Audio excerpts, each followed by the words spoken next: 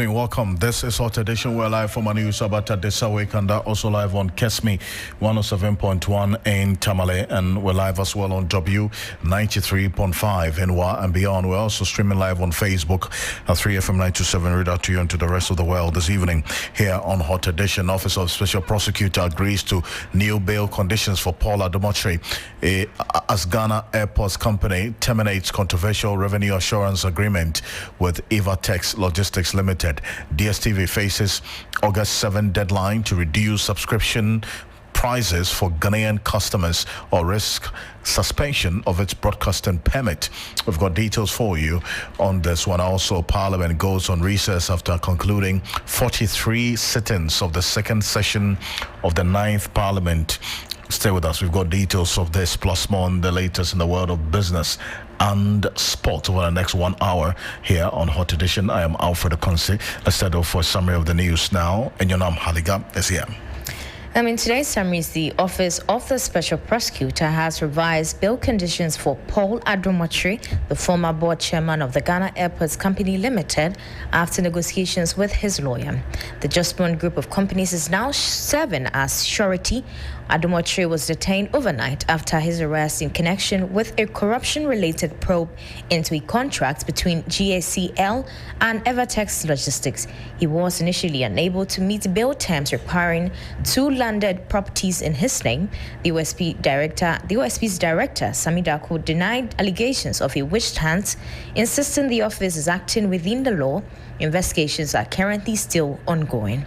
The Office of the Special Prosecutor has clarified that the managing director of the Ghana Airports Company Limited, Adom-Otchere, is currently not a person of interest in the ongoing SML contract investigation. According to the OSP's Director of Strategy, Research and Communication, Sami Dako said there are no indications at this stage that she has questions to answer, but may be called upon if necessary as the investigation progresses. Now, in education, the Ghana National Association of Teachers is calling for a creation for more reform centers to tackle rising student indiscipline. Now, NAT warns that increasing acts of violence, including students attacking peers with knives, threaten the country's education system. The call was made by NAT's General Secretary, Thomas Musa Tanko, following a recent surge in student violence in parts of Accra.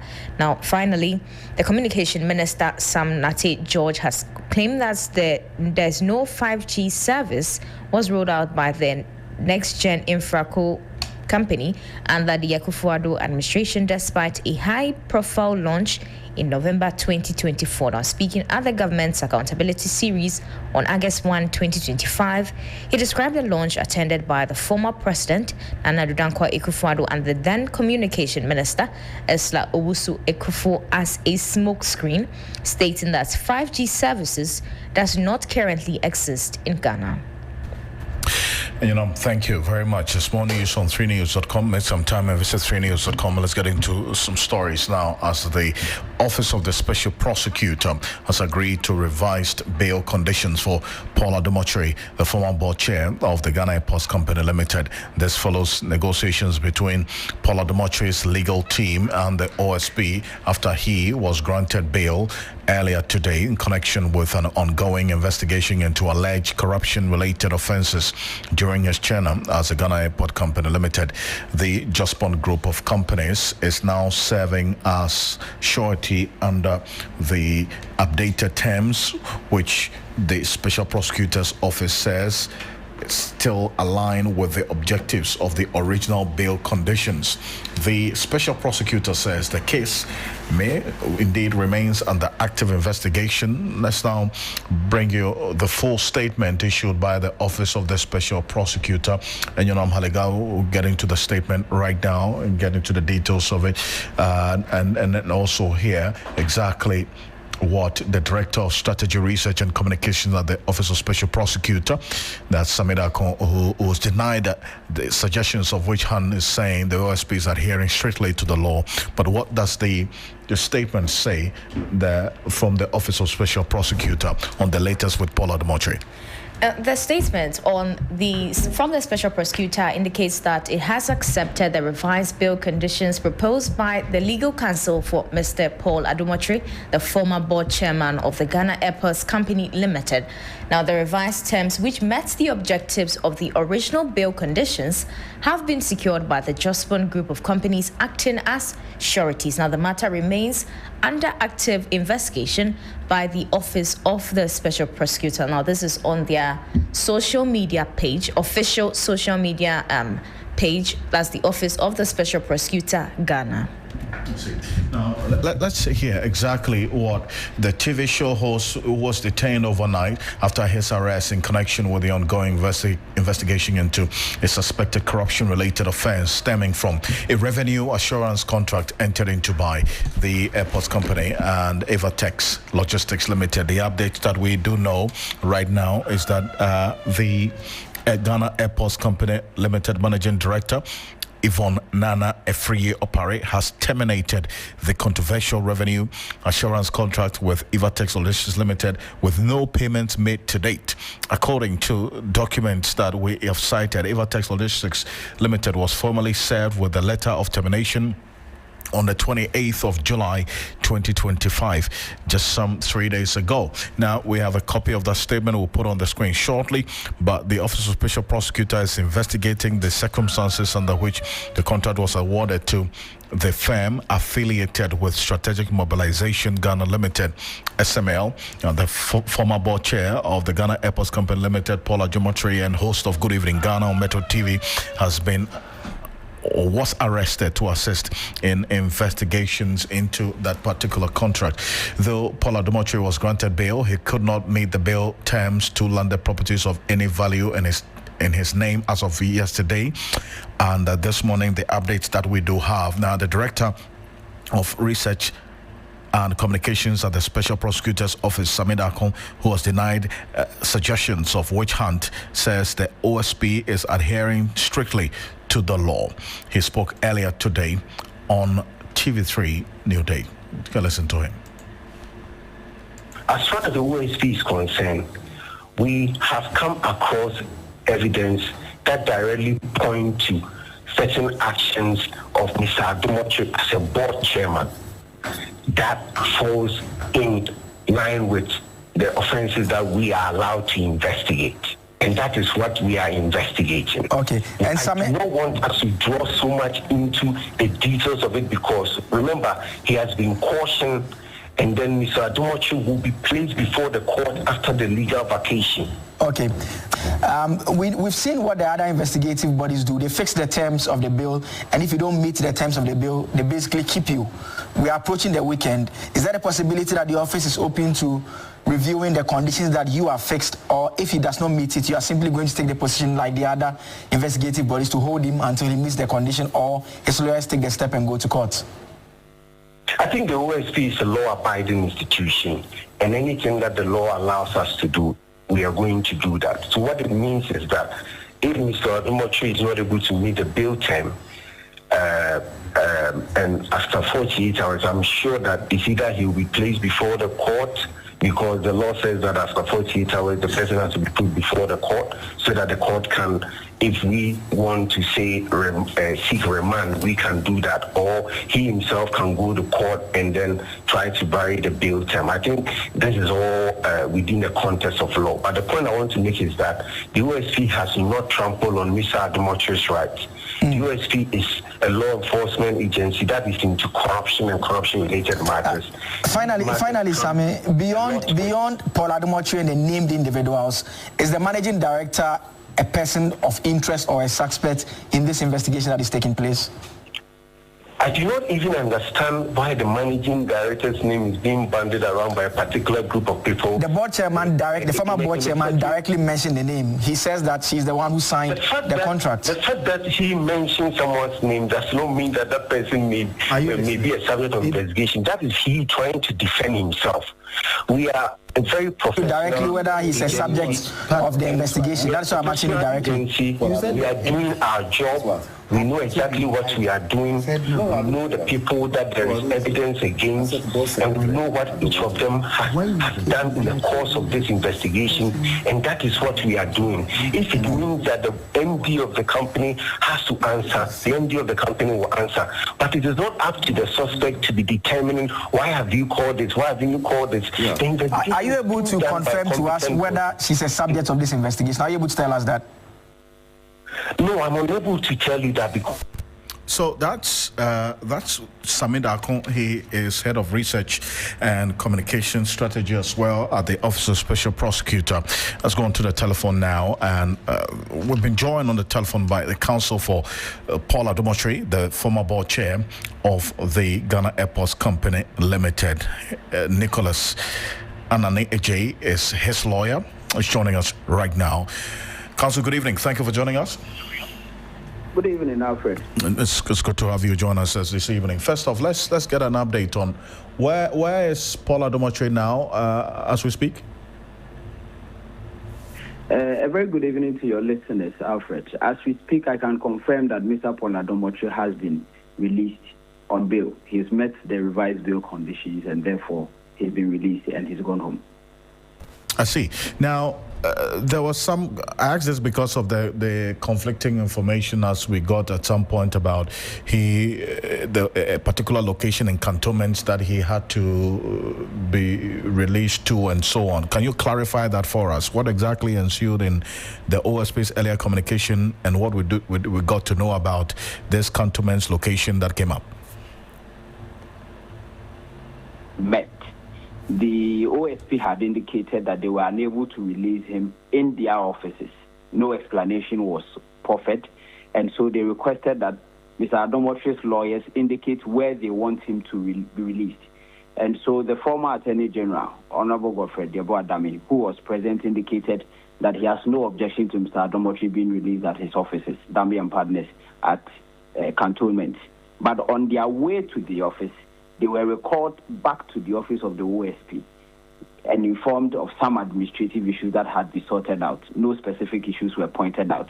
But eventually, everything was done, and he was taken to the former Attorney General's office, and that was where he was released in cantonment. I see. And the revised bail conditions, are you able to tell us exactly what was in there? Because earlier, the OSP had indicated that he was to provide the landed properties of no specific value in his name. He indicated that he did not have any landed property in his name. So what was the revised bail condition that he is met now?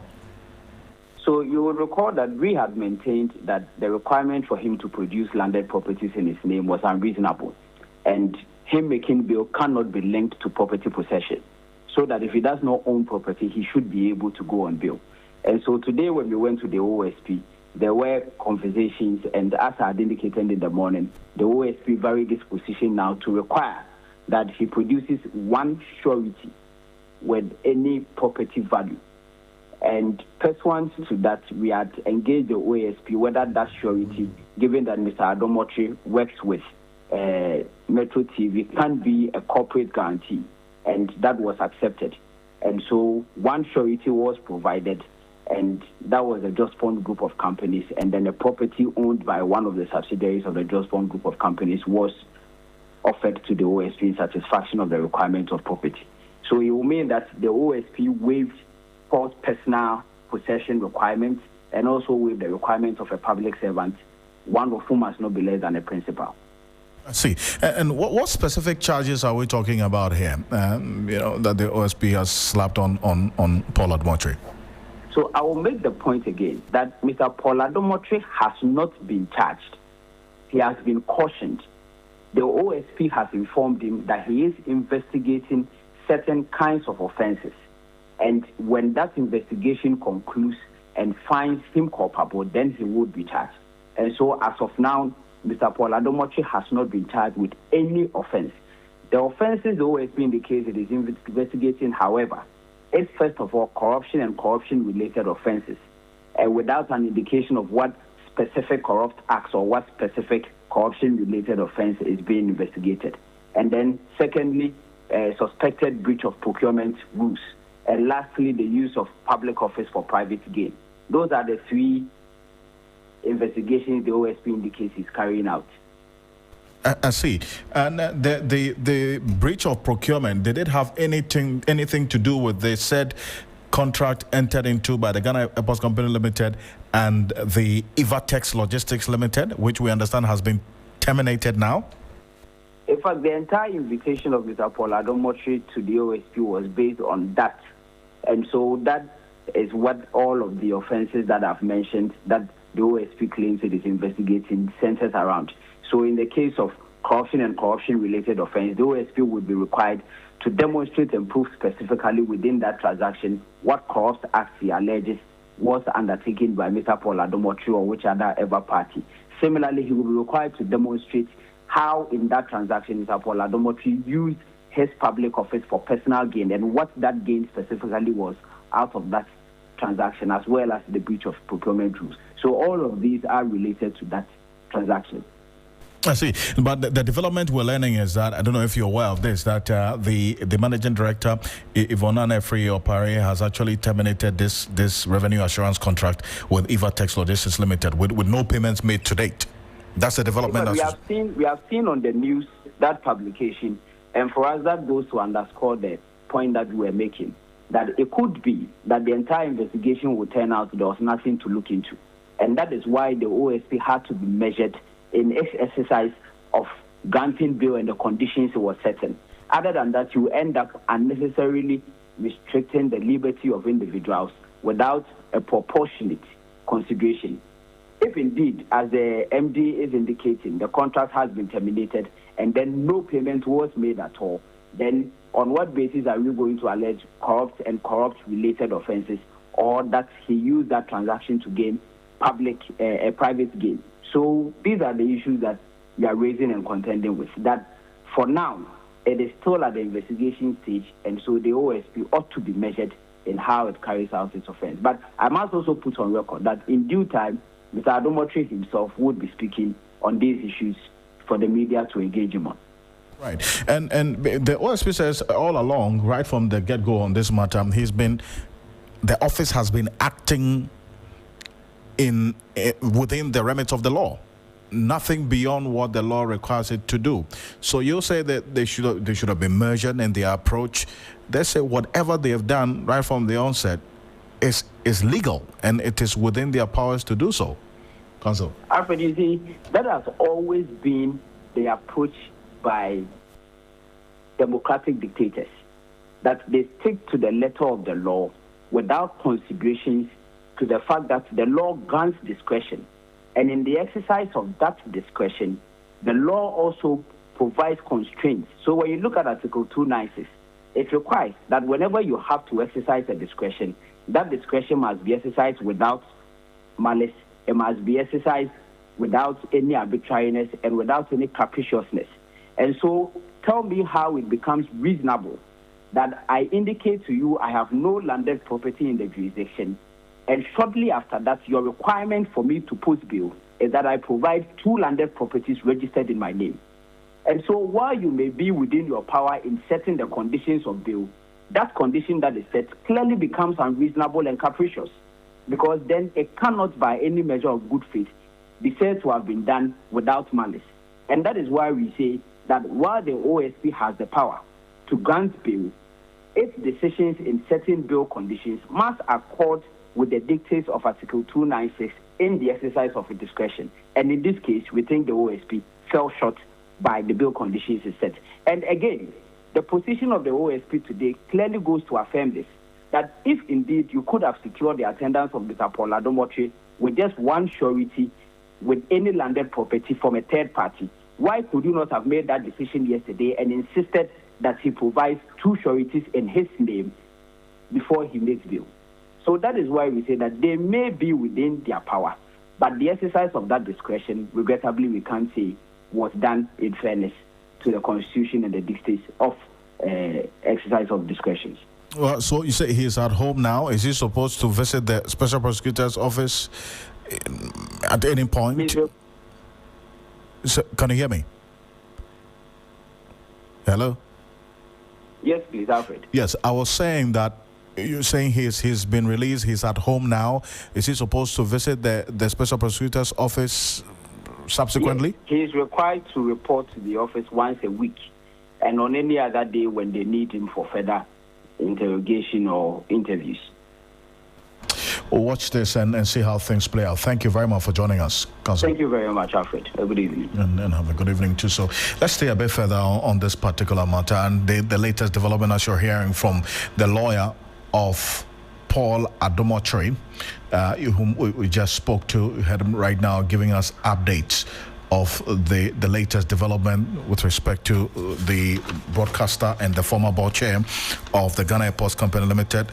His lawyer, Nicholas Lenin Anane Ej, the one I was just talking to, giving us update that yes, Paul Adom-Otchere has been released.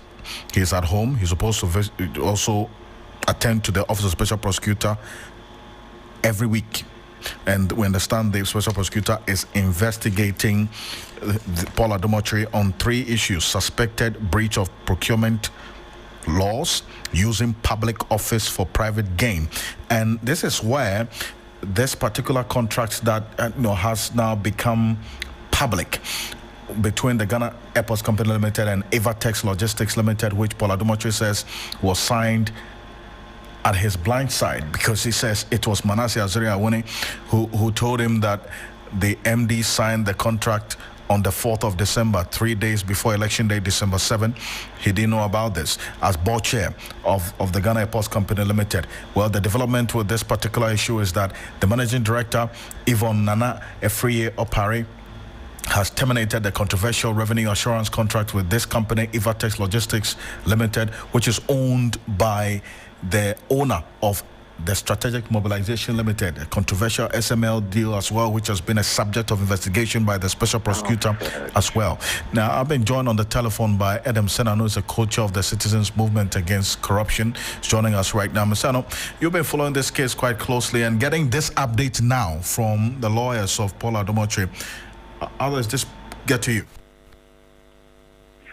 Well, let me just indicate that I have to run away. I've been waiting for a while. I'm leading a meeting, so I'll just make this quick. Yes. I hear the lawyer talk about how it appears that the OSP may have insisted on elements dealing with the bill, which were, in their opinion, things that they ought not to have been demanding, given what Mr. Paul Adom-Otchere has said.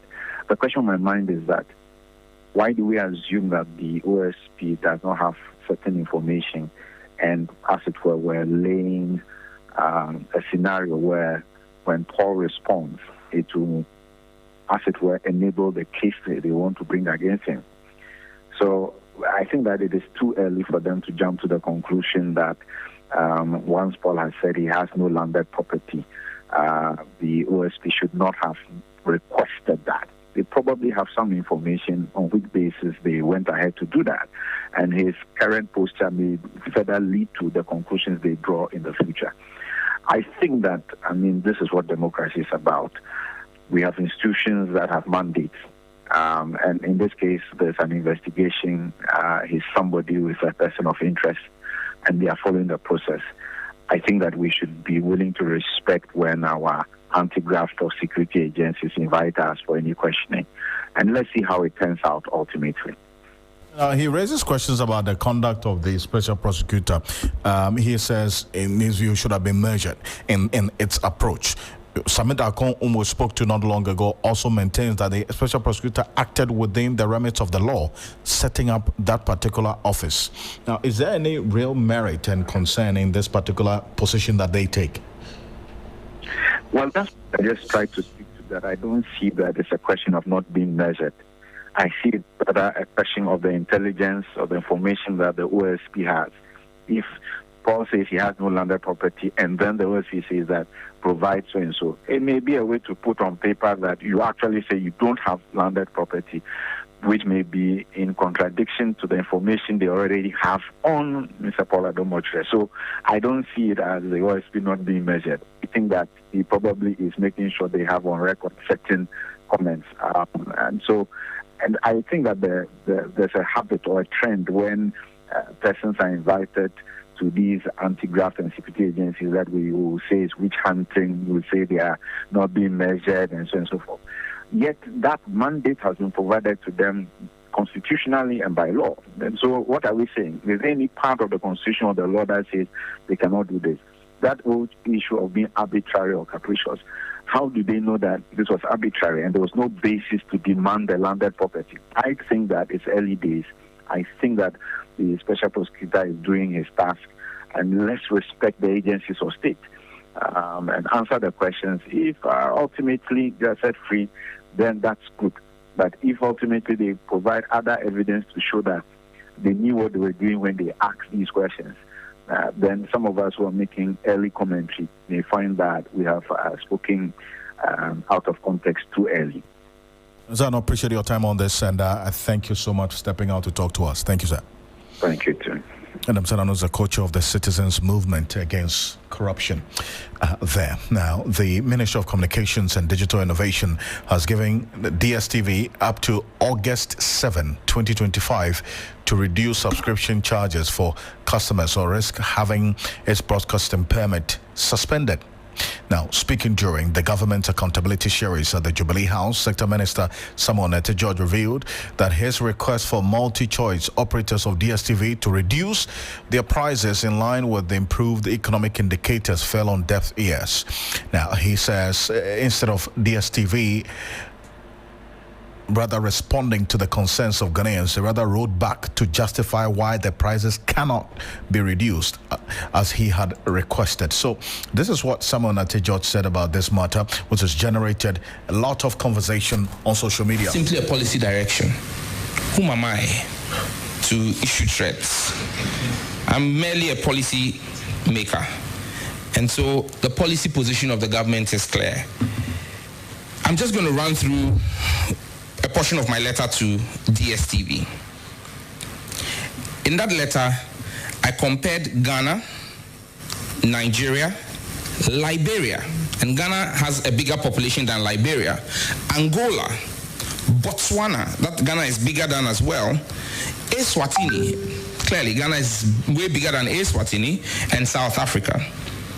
For the premium package, Ghana pays 82 equivalent. I took all the package prices and pegged them at the central banks of all of these countries, their rates to the dollar, so that we have a uniform pricing. For premium package, Ghanaians are asked to pay $82.40.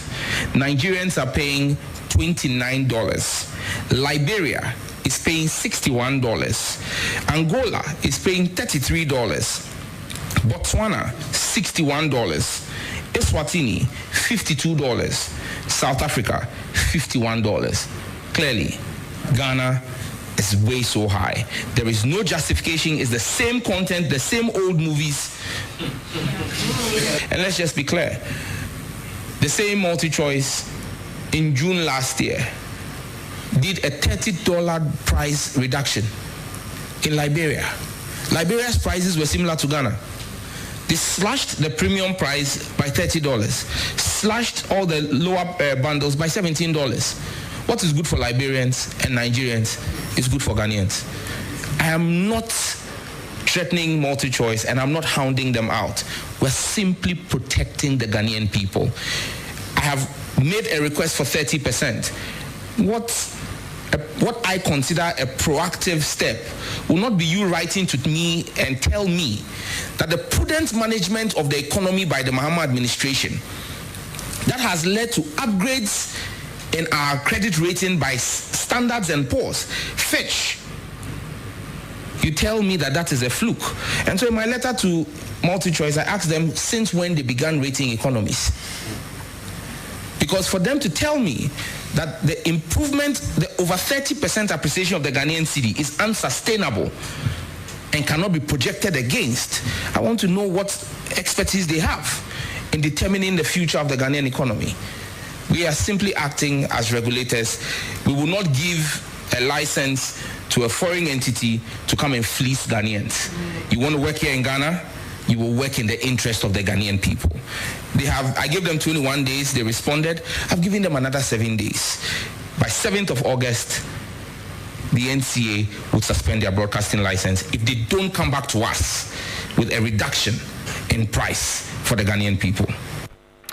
That's a tough one. That's someone at George there. Now, this is one that has generated some conversation indeed, a number of questions being asked, because someone at George did give this indication a little over a month ago that there's going to be some engagement with the MultiChoice. Chief Executive Officer of the Consumer Protection Agency, that's Kofi Kapito, is joining us on the telephone, and he's been following this quite closely as well. Mr. Kapito, good evening. Thank you for joining us. Good evening, Alfred. Good evening to your listeners. It's always great to have you join us. Now, you listened to the minister today, and what I just played, essentially capturing what the minister's sentiments were and the reason why these MultiChoice operators of DSTV have been given this deadline by the next 1 week to comply, or the NCA would act. Is the minister going on the right path on this? You know, having sentiments and actually the reality are two different things. I feel the minister is paying because me and himself and a lot of Ghanaians who subscribe to DSTV, I've always made this argument that it's a little pricey. But he's talking about they need to reduce by 30%. If they reduce by 30%, was it going to be the same price as in Sierra Leone or some other countries which is cheaper? He's mentioned other countries being $61 and all that. But the question is, yes, DSTV needs to reduce its cost to the Ghanaian public. Because if you look at the whole continent, as per the minister's press, it looks like Ghana is a little bit high. My question to the minister, he says, is a policy.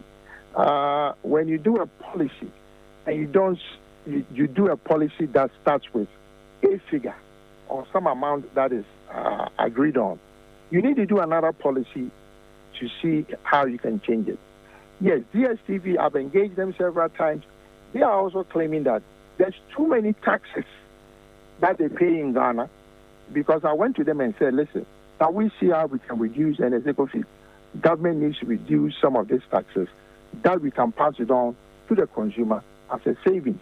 So my argument is, yes, I support the minister if he's going to fight on behalf of Ghanaians so that we can get a cheaper price for DSTV. I'm for it. But funny enough, this is a business, a private business. You see, competition brings better prices down. Unfortunately, there's no any proper competitor in Ghana to compete against DSTV. The only reason why DSTV has an advantage is because of the EPL, which most of the men who are in Ghana subscribes to. But the question is, another power resides in we the consumers and we the customers. What about boycotting DSTV? Okay, we can also use that as a tool to let them know that we are not happy. If they don't reduce it, we will switch it back on. It will rather see them in their pockets more than, say, suspending their license. If they refuse not to do it, what will be the alternative? I support the minister that if he can do this within his own powers, I'm for him 100%, because everybody pays and the prices are the same. You would want rather the consumers take an action to express our sentiments about the seeming fleecing on the part of MultiChoice as against a government-led approach or a government-led punitive action. That's what you're proposing. I'm not saying against. I said that's another way of doing it, and we can do it ourselves without involving the minister in there. It's done in a lot of jurisdictions. Nigerians do it all the time. Yeah, so that'll be Nigerians consumers leading that protest or that demand for a reduction. What I'm saying is that is another way we can do it that way. If the minister can do it on our behalf, why not? I support the minister, like I said, I support the minister as long as the prices will come down. So if the minister can do it, fine. But if not, we, the subscribers, also have another opportunity to show to the DSTV people that we are not happy. So maybe if you have a 100% membership and 40% decides not to subscribe anymore, you might think again. But now it appears there's been some, in fact, the minister did indicate that he has engaged a number of times with multi-choice operators, and then they wrote back to him about their own view of the economic improvement, which the minister referenced as one of the reasons why there should be a reduction. They also take position about their taxes and how it's impacting on them, as they told you as well. And I'm sure that that may have come up in the conversations with the minister. What should be the middle ground of compromise so as to have a win-win situation? You know, the government has done a very wonderful thing with the cement companies, right? Which is Honorable Abuja saying that if you're a contractor, and you want to do a Ghana government contract, government would not accept your cement price more than 95 cedis a bag. Maybe they have a way of getting contractors alternative supply of cement. So it's doable. But in a free enterprise, in a free market, sometimes regulations doesn't make it better. But what I'm saying is, what will make it even much easier, and it will not involve government or the minister, somebody feeling there's government interference in private business. We, the subscribers, okay, we are not obliged to anybody. We are the ones who are paying it. It is our money. If we decide not to part with it, nobody can force us. But like I said, I support the minister. If he can do it, hooray to the minister. I'll say kudos to him. But alternatively, we Ghanaian people can also find our own way of making sure that our grievances are also adhered to. I do thank you very much, Kofi. Thank you for your time this evening. Kofi Kapito is Chief Executive Officer of the Consumer Protection Agency, so live here on Hot Edition. Now, the Ghana National Association of Teachers, NAT, is calling for the establishment of more reform centers to address rising and discipline among students, especially in the senior high schools across the country. Now, the association warns that the government must take interest in the growing indiscipline, because the growing acts of violence, such as students brandishing knives and attacking their peers, pose a serious threat to the country's educational system if left unchecked. Ghana National Association of Teachers General Secretary Thomas Tanko Musa made the call in response to a recent surge in student violence reported in parts of Accra. These or those institutions that help to shape the behavior of future generations, the institutions are no longer there, and human resource to actually man the place they are on.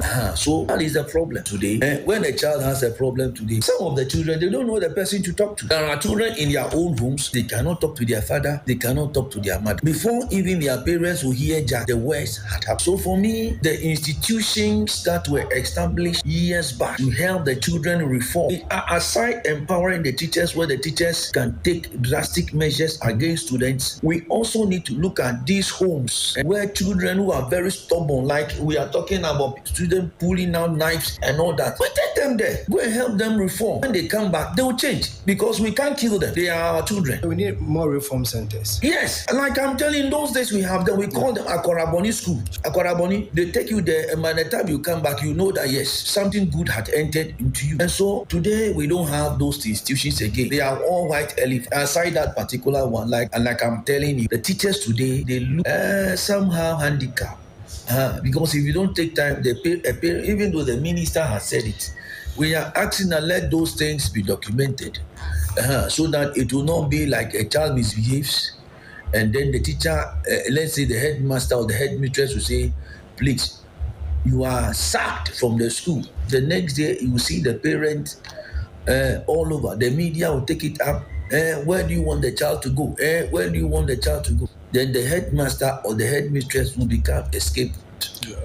And because of that, yes, the minister has spoken, but we need a policy guideline to help us handle these things very well at the school so that the teachers themselves will not get into trouble.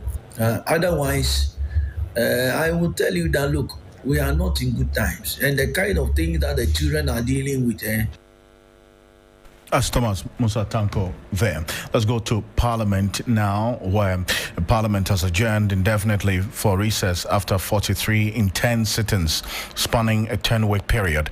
Leaders of the House have pleaded with members to prioritize their health and use the period to complete other parliamentary business. Christian Yali is our parliamentary affairs correspondent. He's joining us on the telephone right now. Christian, now tell us how the day ended for members of Parliament over this long period of, periods of sitting as well. We saw some sittings going as far back into the midnight as well. How was it for them in the last day? It sounded and came across as a relief to some of them, but the truth also is that, Alfred, there are a lot of them who are part of several committees that are still going to work during the period of recess. When you take the Public Accounts Committee, for instance, they are going to consider a number of audit reports that have already been referred to them to consider. So for some of the MPs, it is still going to be a good period of work for them over the next 3 months, possibly, of break from the plenary work. What we also know is that most of them would then go back to their constituencies, and then they are able to also attend to other things. Others would embark on trips abroad on the ticket of Parliament or on national assignment. And so that is the situation. But generally, the House concluded its second meeting within this year, what they would call as the first session of the 9th Parliament. And to many of the MPs, it is just a moment for them to rejuvenate and then come back stronger. One of the things that was, highlighted was the unfortunate demise of the Akwetya MP, NSC Alkumi, and that was what the Speaker based on to advise members of Parliament to consider and really take good care of their health, prioritize themselves over any other thing, so that we don't keep recording more of these cases which seem to mar or disturb the functioning of the legislature. See, now on the part of the members of Parliament, you talk about the fact that they are not even going to rest because of the committee meetings that they will be engaged in. I know you spoke to a number of them. What did they tell you about this particular sitting and how intense the sitting was and how the next coming days will be for them? Especially when you ask the first timers, they will tell you that they are still in the process of learning and getting used to the business of Parliament. For some of them who have been placed on very crucial committees like the Budget Committee, the Finance Committee, the Subsidiary Legislation Committee, they will tell you that it has been a very daunting and demanding task for them, especially when you find yourself on the Subsidiary Legislation Committee, for instance, where they are going to deal with a lot of the amendments to some of the laws and the bills that are passed eventually. It means that you need to be abreast of the legal or the legislative drafting process to be able to understand how to even make your input thereof. So that is one of it. There are others who, even on the floor, are unable to, let's say, for instance, move motions for certain reports from their committees to be adopted in situations where you don't have the chairperson or the vice of such committee and they are being asked to step in. And so for many of them, it has been generally a period for them to begin to learn and adapt and, familiarize themselves properly with the work. But as the Speaker of Parliament will tell you, the work of a parliamentarian goes beyond just showing up in the chamber to debate or engage in a lot of the political activities there. It extends to what you're able to do at the committee level. That is what will help you to get the influence, and by extension can even help you if you want to seek a rebate, because in the chamber really a lot of the activities there are just for the public, but what goes on before they bring them to the chamber are what defines the work of parliamentarians. And so for many of them, they tell me after that, see, We have learned a lot. We are still learning. We are picking from some of our seniors and going to come back. We are going to do better and get to learn a lot within the period of this break. Christian, thank you so much, and great work as well throughout this particular session.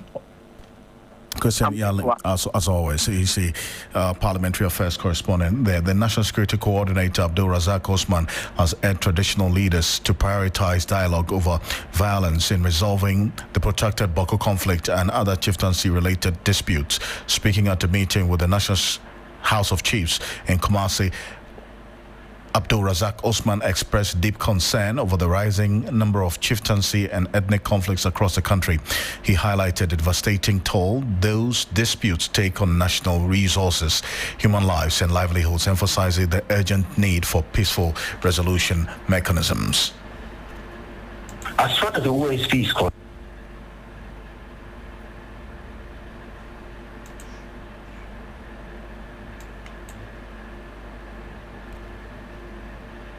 chieftaincy, land and ethnic disputes. No, the numbers are staggering and heartbreaking.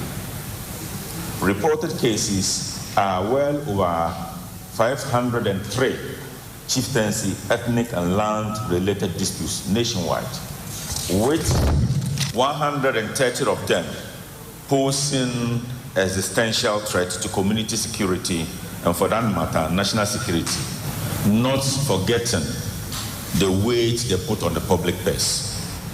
Chieftaincy and land disputes have claimed nationwide considerable lives. Many others have also been made. These are not just statistics we're mentioning. They are fathers, mothers, sons, and daughters, and most of all, your subjects whose dreams have been cut short. Cut short by conflicts that should never have occasioned.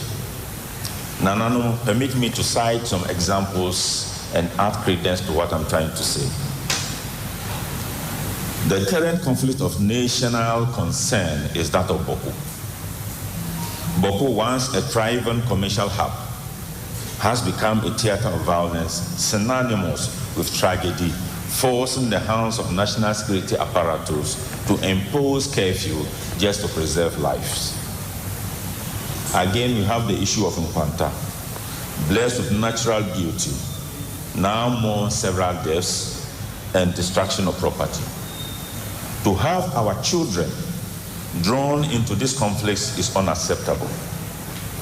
Nana President, why are we here?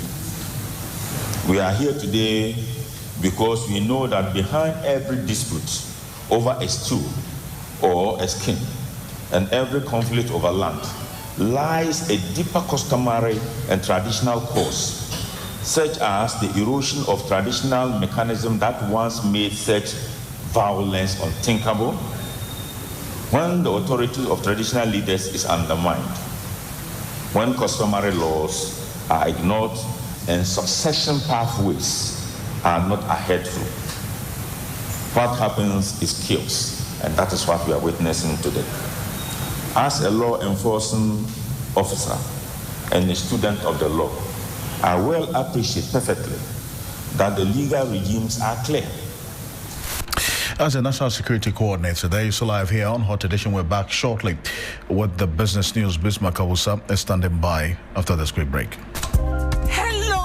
Ghana. It's a new year and Bills Microcredit is here to support your dreams. If you're not working but want to start a business, don't let money stop you. With just your Ghana card, you can get a loan to turn your ideas into reality. Already running a business? Need more capital? Or are you a salary worker looking for extra funds? Bills offers fast and easy loans with no collateral, no deposit, and no SUSI savings required. Wherever you are, whatever you need, Bills makes it happen. Call Bills Microcredit today. Call 0596 920 833 or 0302 200 390 and get started. Bills is licensed and regulated by the Bank of Ghana.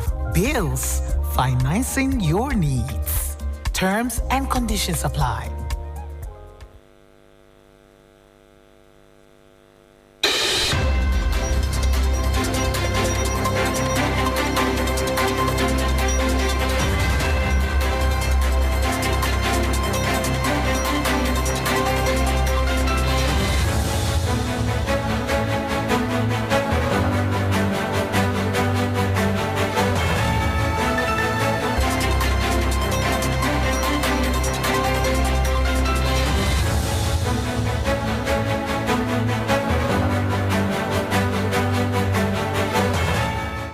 Hello, good evening and welcome to the business segment on Hot Edition on 3FM 92.7 with me, Bismarck Ausa. Coming up tonight, Ghana's banking sector soundness strengthens in 2024 amid strong profitability, improved liquidity and operational efficiency. We'll bring you details of Bank of Ghana Financial Stability Review.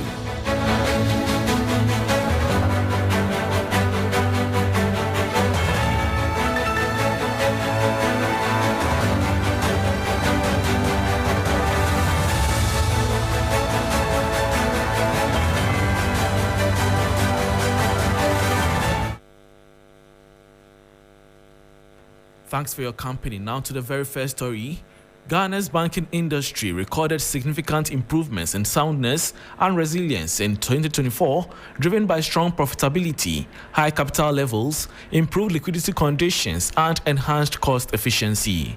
The latest financial stability review by the Bank of Ghana indicates that the sector has stabilized following earlier shocks, with its soundness index rising above the long-term trend. However, risks such as elevated non-performing loans and the undercapitalization of a few banks still linger.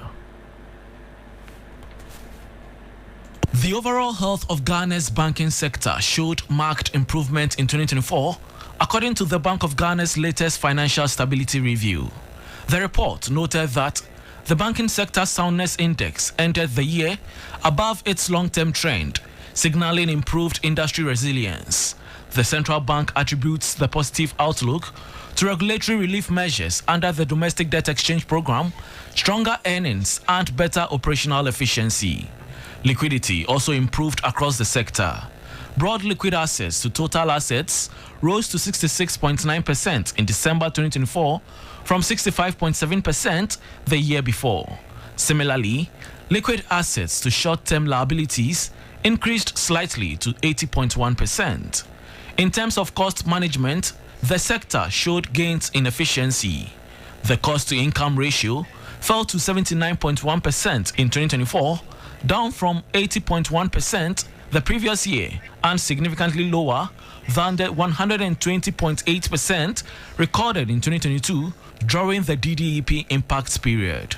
Despite the gains, the report warned that high levels of non-performing loans and undercapitalization among a few banks remain key risks, but these are expected to ease with ongoing recapitalization efforts, a recovering macroeconomic environment, and better risk management across the sector. And that was a 3 Business News Desk report on Ghana's banking sector soundness strengthening in 2024 amid strong profitability, improved liquidity, and operational efficiency. Meanwhile, the Bank of Ghana's report also revealed that total financial sector assets grew by 34.6% to 525.59 billion cedis in 2024 from 390.17 billion cedis, 28.4% recorded in 2023. However, the total financial sector assets constituted 45.2% of gross domestic product (GDP) in December 2024, marginally down from 46.4% in December 2023. According to the 2024 Financial Stability Review, the banking industry accounted for 76.4% of the sector's total assets as at end December 2024. This is compared to a share of 76.3% in 2023. And that will be the end of the business news on Hot Edition on 3FM 92.7 with me, Bismarck Ausa. For more business stories, please check out our website, 3news.com. Bill Eshen is here for sports. Please stay.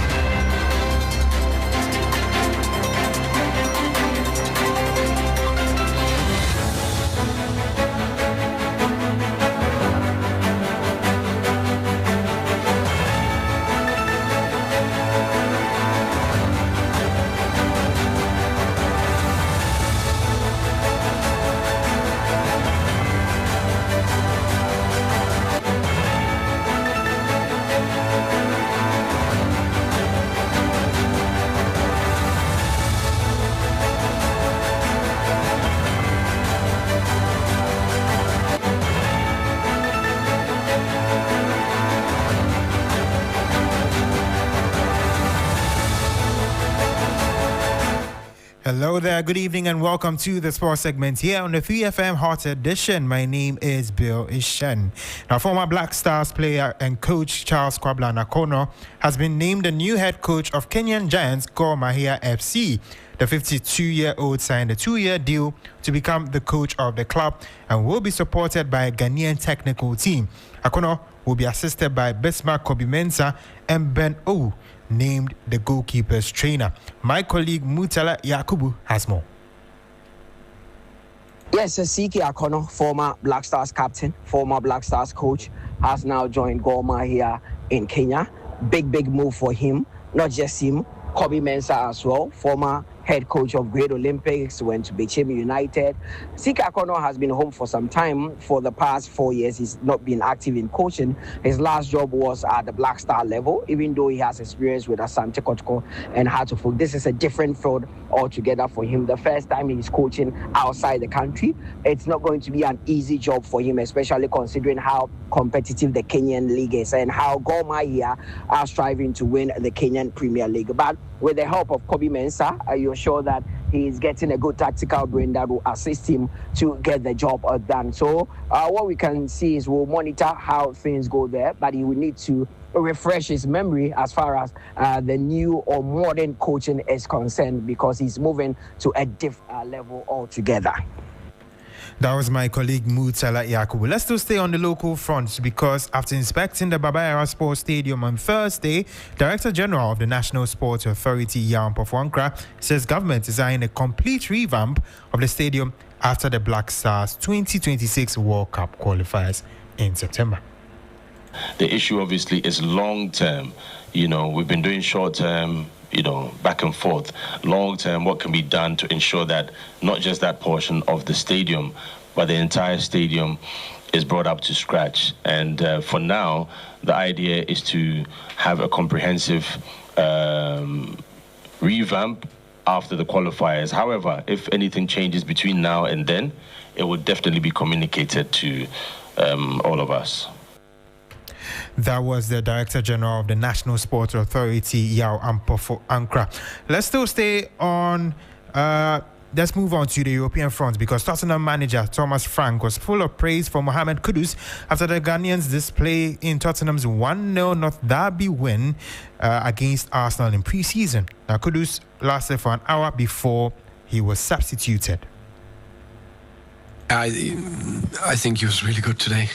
Kudos. I think his hold-up play and taking care of the ball, getting out of tricky situations, his one-on-one skills, creating opportunities for the team, I think was top class. And on top of that, I think he's working extremely hard. There was one recovery run from a set piece where he was sprinting all the way back. I can't remember which one Arsenal player it was, and won the ball back. And that just helped the team so much. So he will make a lot of the fans be very excited with his offensive actions, and he will also help the team defensively. That was Tottenham manager Thomas Frank speaking on Mohamed Kudus. Now to our final story. French Ligue 1 outfit Le Havre FC have officially parted ways with Ghanaian forward Andre Ayew ahead of the 2025-26 season. A 35-year-old joined the club in November 2023 as a free agent following his departure from English Premier League side Nottingham Forest. Now, he later re-signed with Le Havre in October 2024 on a 1-year contract after his initial deal expired during the summer.